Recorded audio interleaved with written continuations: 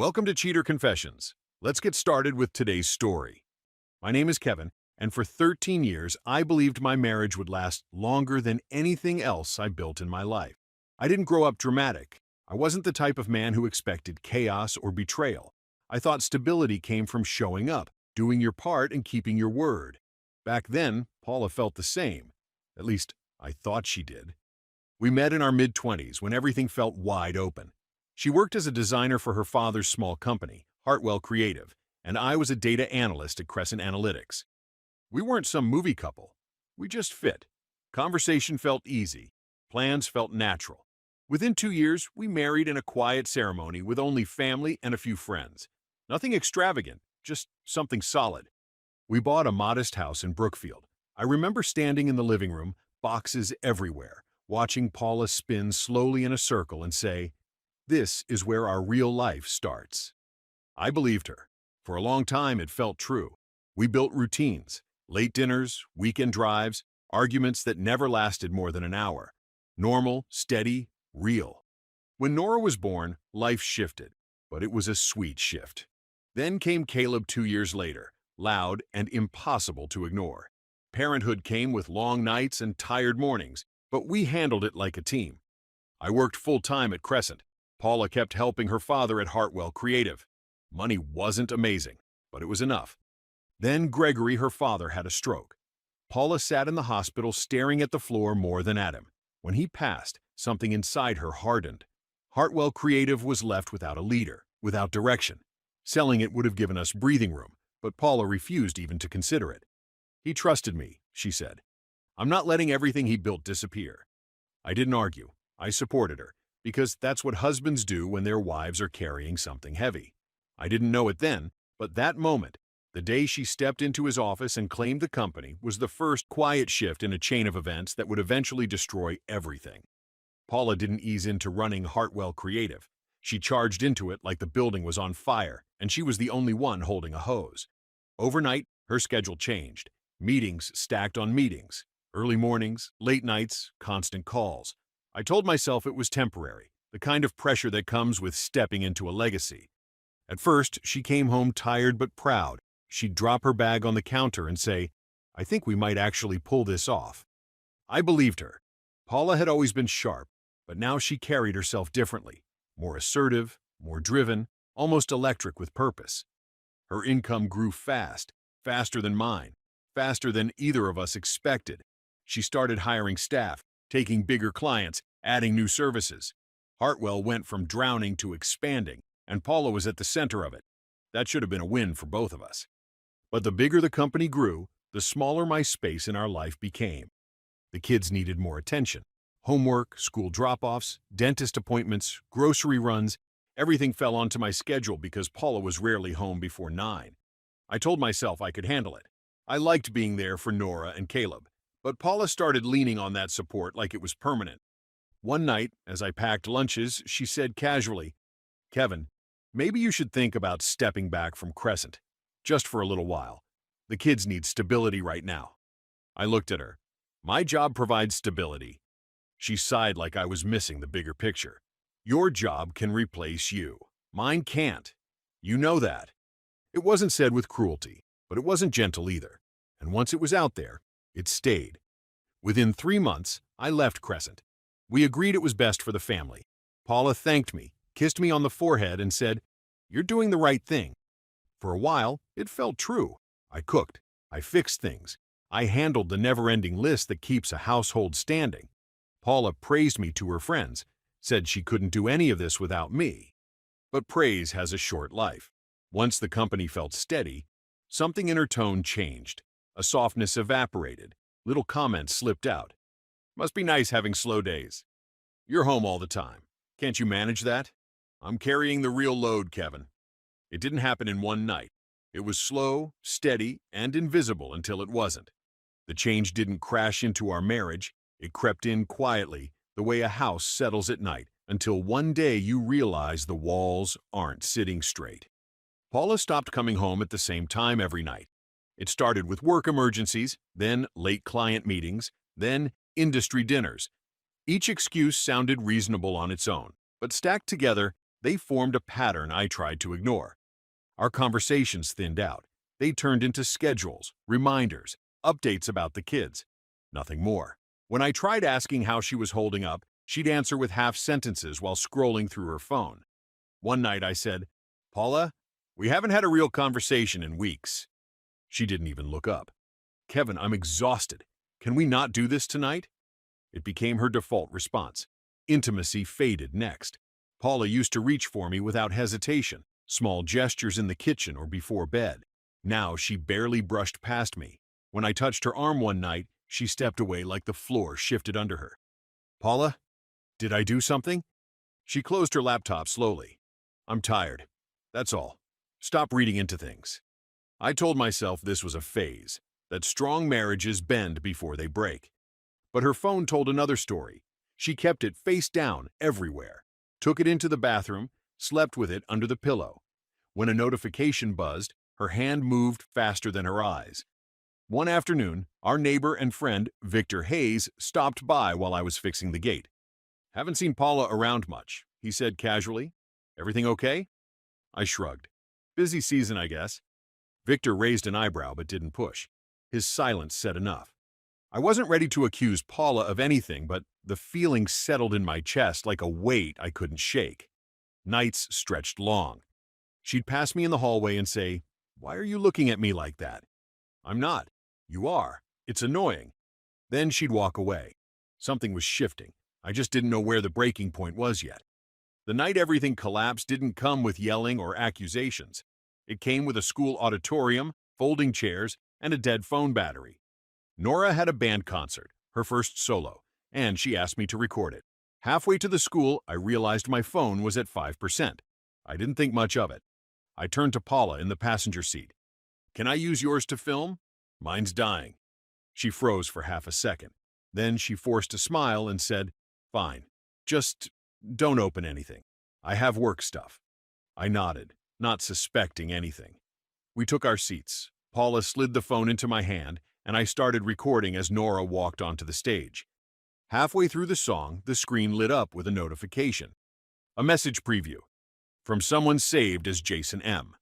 The text was short, but no normal coworker wrote that to a married woman. "Same hotel tomorrow? Last time was worth the risk." My chest tightened. I kept the camera pointed at the stage, but my eyes stayed locked on the screen. I didn't react, didn't breathe. When Nora finished, the crowd clapped, and Paula stood up to cheer. I leaned toward her. "Reception's bad here. I'm going to step into the hallway to upload the video to your cloud so my parents can watch." She nodded, not suspecting anything. I walked out calmly, closed the auditorium door behind me, and opened the thread. My marriage ended in the next 10 seconds. There were pictures, messages, hotel confirmations, long conversations where Jason told her she deserved a real man. She agreed. Paula called me predictable, too soft. My hands didn't shake. I didn't cry. I wasn't confused. I just kept scrolling, each line cutting deeper but sharpening my mind at the same time. 13 years reduced to a digital trail. I didn't confront her. Not in a hallway full of parents. Not without a plan. I forwarded everything to my email, then deleted the sent items. When I walked back inside, Paula smiled at me like nothing had happened. "Everything okay?" she whispered. "Perfect," I said. Because now I knew. And knowing gave me something I hadn't had in months. Direction. I didn't explode. I didn't scream. I didn't throw her phone across the parking lot. That kind of reaction gives the guilty exactly what they expect. Instead, I went home, tucked the kids in, and lived beside Paula like nothing had changed. Every calm hour was part of the plan. Paula didn't suspect a thing. She kept her phone guarded, but her routine stayed sloppy. Hotel receipts left in her purse. Calendar invites that included initials she never explained. A work laptop that sometimes synced notifications through our home Wi-Fi. I collected everything quietly. Screenshots, dates, copies of credit card statements. I didn't need every detail, just enough to make truth undeniable. A week later, I drove 2 towns over and walked into the office of Cole and Richter, a family law firm. Attorney Vina Cole invited me in. Her tone was steady, direct. "Tell me what happened." I laid it out without emotion. She listened, took notes, then pushed her glasses up her nose. "You're in a strong position," she said, "but only if you stay quiet. Don't confront her. Don't hint you know. Keep everything normal. You'll file without warning, secure temporary custody, and control the situation before she reacts." I nodded. "I can do that." She continued, "You need to protect yourself. Run medical tests. Keep records. Separate funds discreetly. When she's served, her first move will be chaos. Yours needs to be stability." That became my focus. Over the next few weeks, I moved like a man performing a role. Cooking dinner, school drop-offs, light conversations.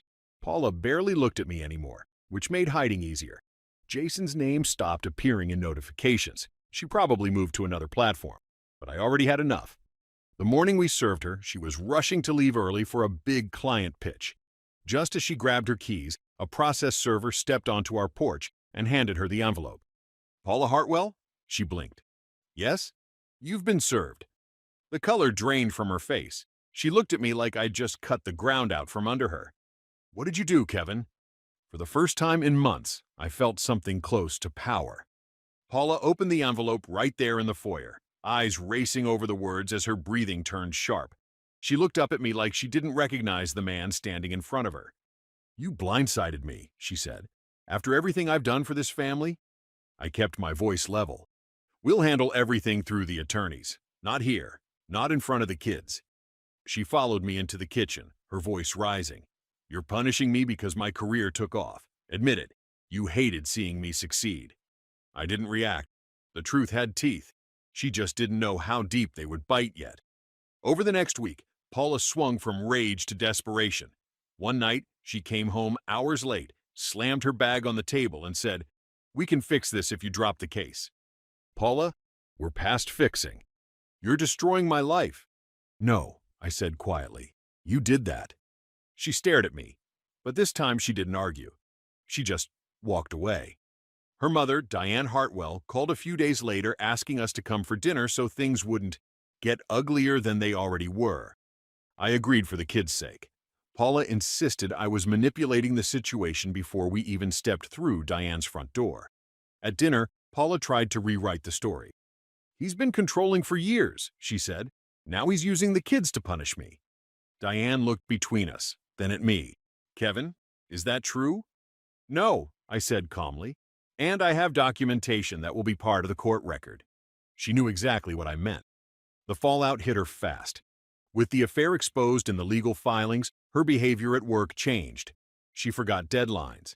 She snapped at employees. She canceled meetings without notice. Whispers spread through Hartwell Creative. Productivity dropped. One major client pulled a project after hearing rumors about professional misconduct. Jason? He backed away the moment things got risky. Calls unanswered. Messages ignored. Paula's late nights stopped. Not because work slowed, but because she had no one to run to. Meanwhile, I focused on the kids. Nora asked one night, "Is Mom in trouble?" "She made choices," I said. "And choices have consequences." Paula wasn't the woman she had been 6 months earlier. She looked exhausted, unsteady, and for the first time since her father died, she was forced to face her life without a safety net. 2 weeks after Paula's meltdown at Diane's dinner table, I sat alone at the kitchen counter long after the kids were asleep. I opened my laptop and typed Jason Miller into the search bar. I wasn't looking for him. I was looking for someone connected to him, someone living the same nightmare from the other side.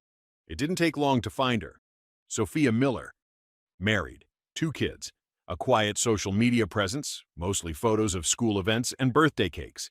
I hesitated before messaging her. I wasn't out for blood. I didn't want drama, but she deserved the truth, and Paula and Jason didn't deserve protection. I wrote, "You don't know me, but I think our spouses have been involved. I have proof. If you want to talk, I'm available." She replied within 5 minutes. "Where?" We met the next afternoon at a cafe off a highway exit. No one from Brookfield went there. Sophia walked in looking composed, but her eyes carried a weight I recognized immediately.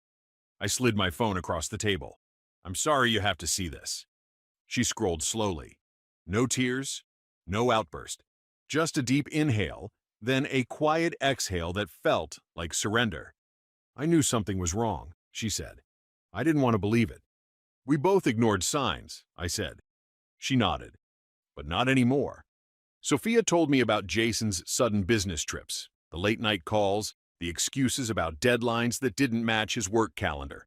Our timelines aligned too perfectly to be coincidence. "What are you planning to do?" she asked. "Protect my kids," I said. "Nothing else matters."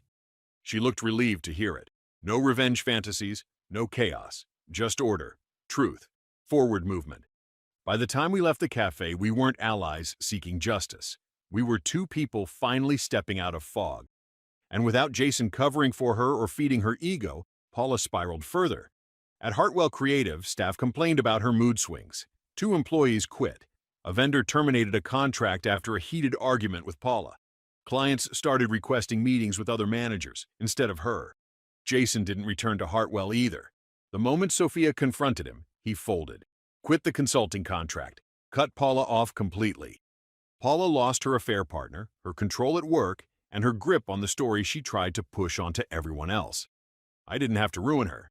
She was doing it herself.